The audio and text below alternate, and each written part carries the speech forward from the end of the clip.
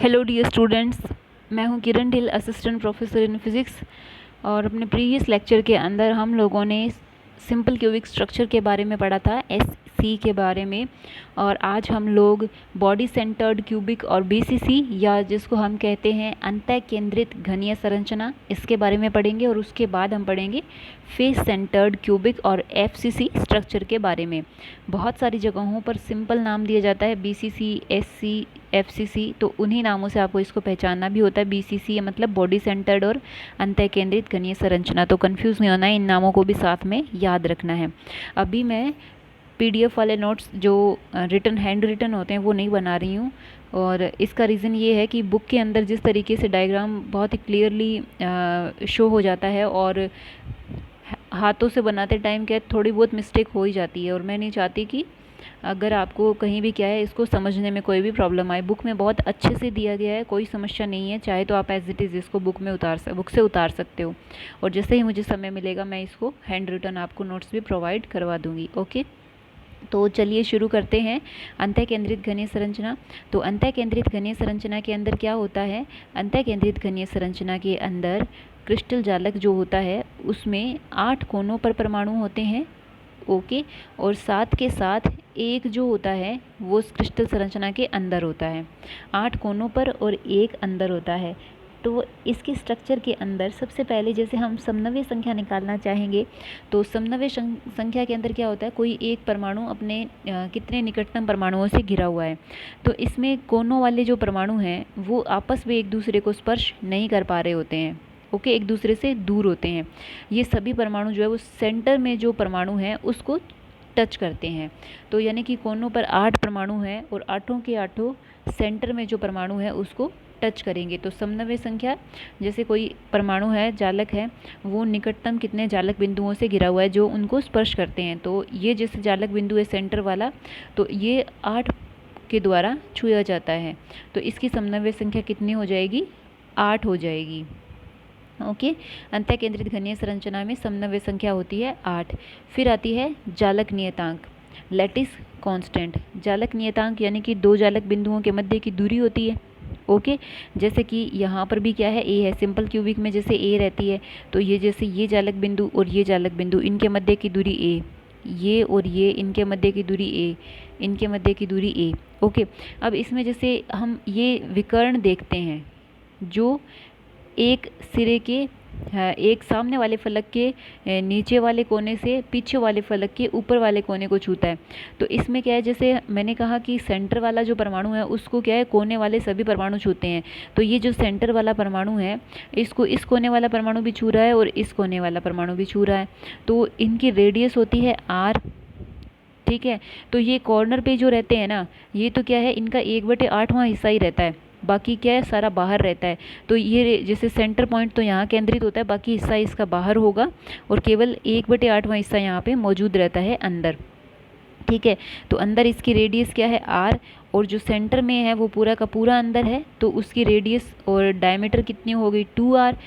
ये यहाँ पे 2r हो गई। और फिर वापस इधर वाले कोने वाले का केंद्र बिंदु से ये दूरी कितनी होगी, r। तो इस तरीके से एक कोने से दूसरे कोने के बीच में ये दूरी कितनी है, 4r। ओके, हम यहाँ पे लेटिस कांस्टेंट देखेंगे r के टर्म में। जैसे सिंपल क्यूबिक में हमने देखा था a इज इक्वल टू क्या है, 2r, क्योंकि उसमें क्या होता है, इधर कोने वाला इधर कोने वाले को छूता है। तो ये a और ये यहाँ से यहाँ तक r होता है और यहाँ से यहाँ तक फिर से r होता है रेडियस। तो a is equal to 2r होता है। यहाँ हम a और r के बीच का रिलेशन देखें तो जैसे ये क्या हो गया, 4r।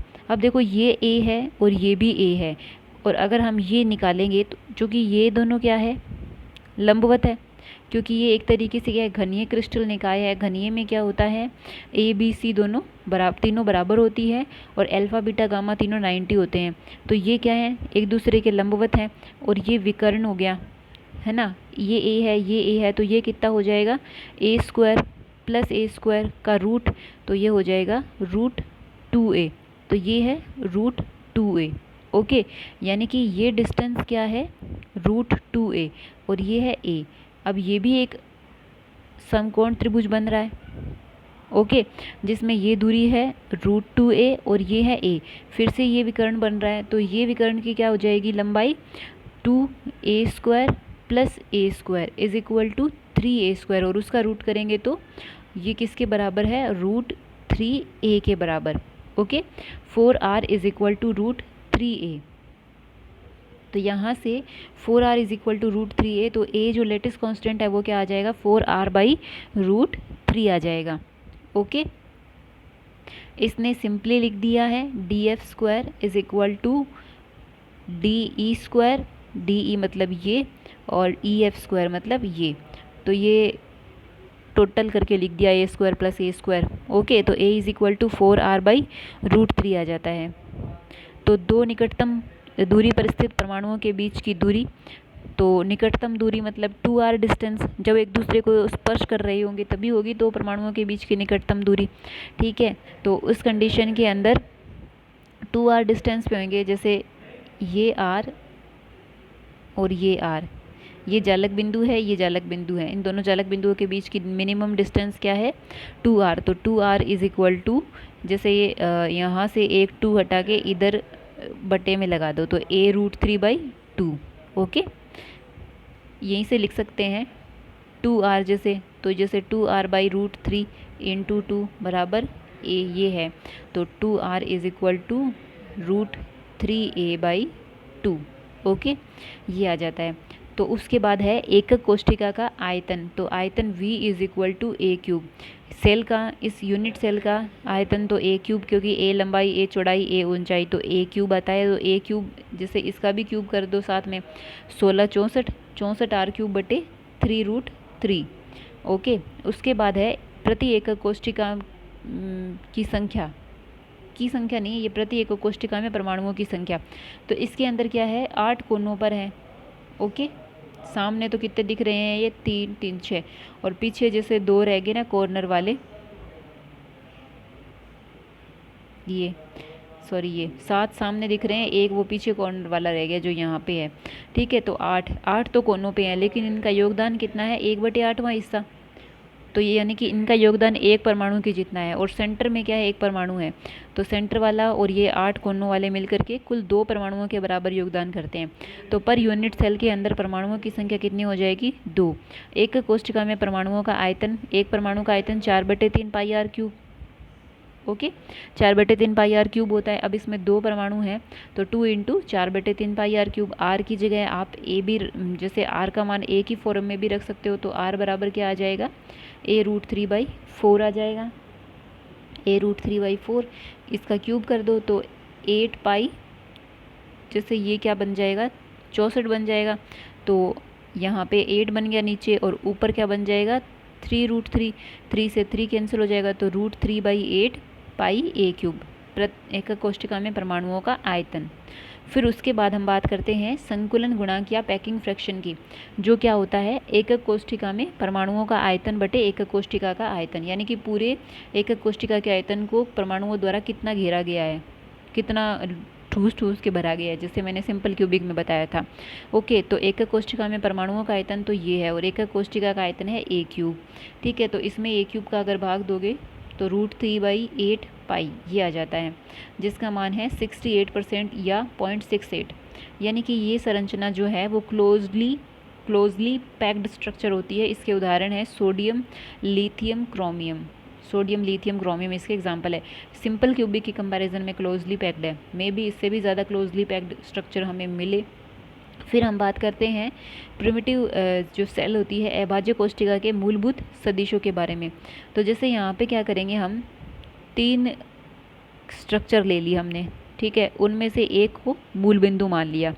अंतःकेंद्रित घनीय संरचनाएं ले ली हैं 3, उसमें से एक को मूल बिंदु मान लिया। तो इधर क्या है, जैसे a³ प्रिमिटिव लैटिस वेक्टर है, इधर b³ प्रिमिटिव लैटिस वेक्टर है, इधर c³ प्रिमिटिव लैटिस वेक्टर है। अब हमें a³, b³ और c³ तक पहुंचना है। a³ जो है वो इस वाली जो यूनिट सेल है, इसका जो सेंटर वाला परमाणु है वो है, और इस वाली यूनिट सेल का जो अंतःकेंद्रित घनीय जालक का जो अंतःकेंद्रित परमाणु जालक बिंदु वो है, और ये तीसरी स्ट्रक्चर का है। जैसे हम क्या करेंगे, जैसे a' तक पहुंचेंगे, मतलब ये अंदर जाने के लिए हम क्या करेंगे, अब ये सेंटर में है तो हमें पूरा इधर जाने का मतलब पूरा इधर जाएंगे तो फेस पे पहुंच जाएंगे, फलक पे पहुंच जाएंगे, जबकि ये तो क्या है, पीछे है, बीच में भरा हुआ है। जैसे ये है ना स्ट्रक्चर, ये तो बीच में है यहाँ पे, ये बाहर वाले फेसेस पे थोड़ी है। ओके, तो हम क्या करेंगे, जैसे यहाँ पे हम क्या करेंगे, यहाँ से जैसे सेंटर से चलेंगे तो ये जैसे डायरेक्शन कौन सी है, इधर एक्स डायरेक्शन है, ये वाई है और ये जेड है, हमें इनका ध्यान रखना है। एक्स की डायरेक्शन में एकांक सदिश आई केप, जे केप और के केप है। ओके, तो पहले हम चलना शुरू करते हैं एक्स की डायरेक्शन में, आई केप डायरेक्शन में, और कितना चले, आधी दूरी चले, तो आई केप बाई 2 चले, या जैसे लेटेस्ट कांस्टेंट ए है तो ए बाई 2 चले, किस डायरेक्शन में, आई केप डायरेक्शन में, ए बाई 2 आई केप। फिर हम क्या है, हमें क्या इस बिंदु तक पहुंचना है, फिर हम इधर घूमें, तो ये घूमना मतलब y cap direction. Okay, y cap direction में ए बाई 2, तो ए बाई 2 जे केप। फिर हम लोग क्या है, नीचे जाना पड़ेगा क्योंकि बिंदु क्या है, नीचे, नीचे जैसे जेड जो है वैसे तो ऊपर की तरफ है, हम नीचे जा रहे हैं तो मतलब माइनस जेड के अंदर, माइनस जेड मतलब माइनस के केप, और वही ए बाई 2 तो माइनस ए बाई 2 के केप। तो ये है primitive lattice vector A vector. देखो के वाले में माइनस लगाएंगे, कहाँ गया ए वेक्टर, ये रहा, A by 2 I cap, J cap और माइनस के केप, इस तरीके से हमें लिखना होगा। जैसे हम बी केप का लिखें तो बी केप के लिए पहले यहाँ पर हैं हम लोग, जैसे पहले हम चले जैसे इधर, सॉरी पहले हम जैसे चले, किसी भी तरफ शुरू कर सकते हो, कोई दिक्कत नहीं, सेम आएगा। जैसे इधर चले तो ये आ गया ए बाई 2, अब x तो आगे की तरफ है, हम पीछे चले तो माइनस का x है ना, तो मतलब minus a by 2 I cap. फिर हम चले इस तरफ तो plus a by 2 j cap. फिर हम चले ऊपर तो प्लस ए बाई 2 के केप। इसमें आई केप को माइनस लेंगे बी वेक्टर में, तो ये हमारा बी वेक्टर है। ओके, माइनस आई केप, जे केप, के केप। और सी वेक्टर जो है, सी वेक्टर में हम चलेंगे यहाँ से यहाँ ए बाई 2 आई केप, फिर इधर माइनस का y, क्योंकि y तो इधर है तो ऊपर, फिर प्लस का j, तो इसमें y माइनस का रहेगा। ठीक है, इस तरीके से अभाज्य कोष्ठिका के तीनों वेक्टर जो हैं वो हम ज्ञात कर लेंगे। और अभाज्य कोष्ठिका का आयतन तो a vector dot b vector cross c vector, तो आप b vector cross c vector कर लें। आप इस सदिश गुणनफल को हल कर लीजिएगा, मैं यहाँ पर सदिश गुणनफल को हल नहीं कर रही हूँ, और इसका मान आएगा omega is equal to a cube by 2। इसका आयतन जो है वो एकक कोष्ठिका के आयतन का आधा होता है, क्योंकि एकक कोष्ठिका का आयतन कितना है, ए क्यूब। ओके, उसके बाद हम लोग बात करते हैं फेस सेंटर्ड क्यूबिक स्ट्रक्चर के बारे में। अब इसमें तो क्या होता है, 8 कोनों पर और 6 फलकों पर परमाणु होते हैं। तो इसमें क्या होता है, कोने वाले परमाणु जो है ना वो इस फलक वाले परमाणु को स्पर्श करते हैं, और ये फलक वाले परमाणु जो है, जैसे अब क्या करेंगे, 6 फलक हैं, ये फलक वाला परमाणु जो है वो सामने वाले फलक, इसके पास में जो क्रिस्टल स्ट्रक्चर होगी ना, जैसे इधर कोई क्रिस्टल होगा आगे की तरफ, उसके भी पीछे वाली दीवार पे परमाणु होगा, वो इसको छू रहा होगा, है ना। तो ये 2 छू रहे हैं आपस में, और इधर भी एक परमाणु छू रहा होगा, पीछे वाला भी, इधर भी, ऊपर भी, नीचे भी। यानी कि फलक का जो सेंटर वाला परमाणु है वो सामने, आगे, पीछे, ऊपर, नीचे, चारों दिशाओं से आने वाले अन्य क्रिस्टल जो निकाय हैं या अन्य जो यूनिट सेल होगी उसके एक एक परमाणु के साथ जो है वो स्पर्श करता है। ठीक है, तो वो क्या होता है, 2 कोष्ठिकाओं में उभयनिष्ठ होता है वो फलक वाला परमाणु जो है वो 2 कोष्ठिकाओं में क्या होता है, उभयनिष्ठ होता है। और इसी वजह से क्या होता है, इसको स्पर्श करते हुए परमाणुओं की कुल संख्या कितनी होती है, 12 होती है। ओके,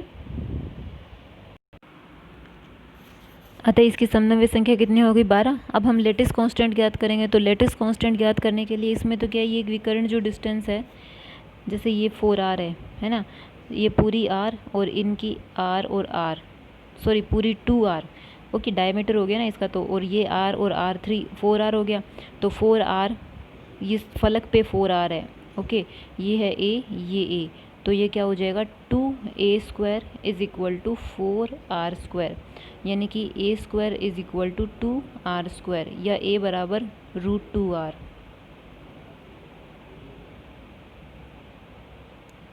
a बराबर √2r, या यूँ लिख दें, एक ही बात है ना ये तो, क्योंकि 2r इंटू √2 बटे √2, सॉरी इंटू 2, तो ये 2r बन गया।